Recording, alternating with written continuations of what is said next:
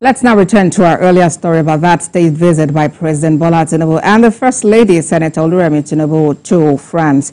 For more on the strategic relations between Nigeria and France, a professor of international relations and strategic studies, David Awarawo, joins me here in Lagos for detailed analysis. Good to have you join us, Prof. It's interesting to see the French president display his knowledge of the Nigerian pidgin English. But talk to us about the significance of this visit by President Tinubu to France. Thanks for having me. The visit is very, very significant because Nigeria needs France so very much at this time, and France also needs Nigeria so very much at this time. Nigeria needs France because France has a lot to offer Nigeria in terms of investment, in terms of military cooperation, in terms of working with Nigeria to tackle so many insecurity issues that Nigeria has. And France needs Nigeria so much also because in recent times, many of the former French colonies have broken up, and they no longer have good relations with France. So France needs some other allies across Africa, and France also needs countries that might help to get these countries back to the French fold. And Nigeria stands, at a very good position in all of this. So that is why the visit is very, very significant. And you can see the atmosphere. The atmosphere is electric. You talked about the French President Emmanuel Macron writing in pidgin and talking about the fact that the visit suits me very, very much. And all of that. It is good for Nigeria. It's also good for France. All right, but then how do we maximize this relationship and ensure that Nigerians are actually able to make the most of it?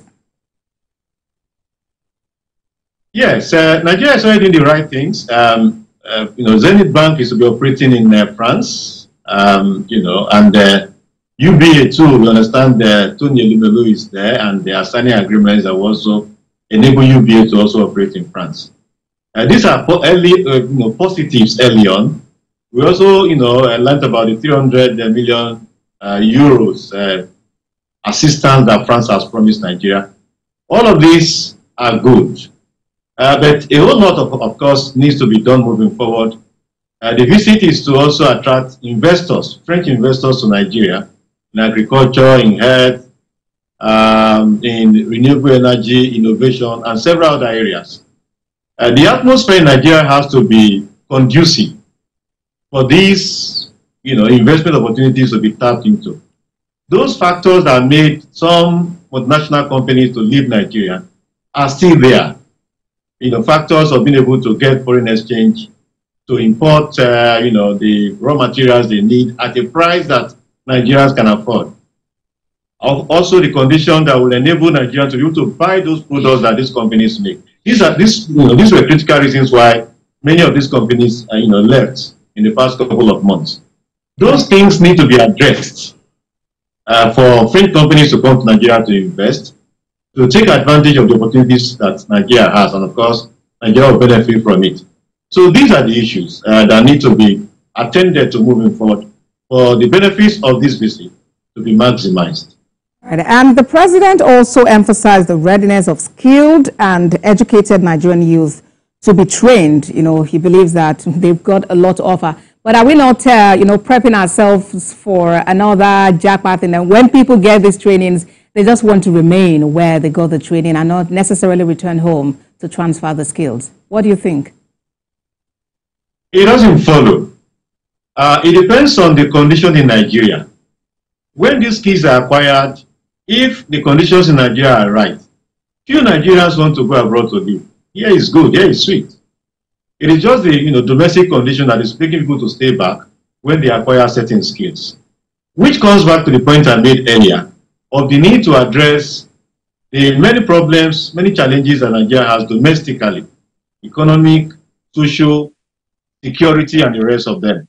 Once these things are in place, the skills that these young ones will acquire, they will come back to come and use those skills here, and everybody will benefit from it.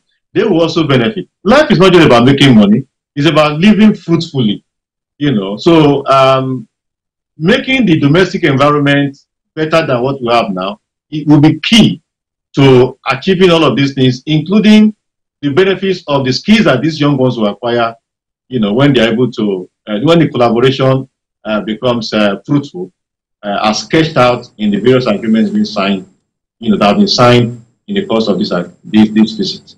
All right, but Prof, how conducive is the business environment in Nigeria with interest rates skyrocketing, with inflation figures, you know, going right above what is imaginable? Yeah, you know, we can't emphasize that enough. The domestic environment is not very conducive for even domestic investors to invest. And of course, investors will go to places where they know they can make profits, they know they can operate fruitfully. And those are things that will need to be addressed. Domestically. If these things are not addressed, all of these agreements signed and done will be fully maximized. So we have the work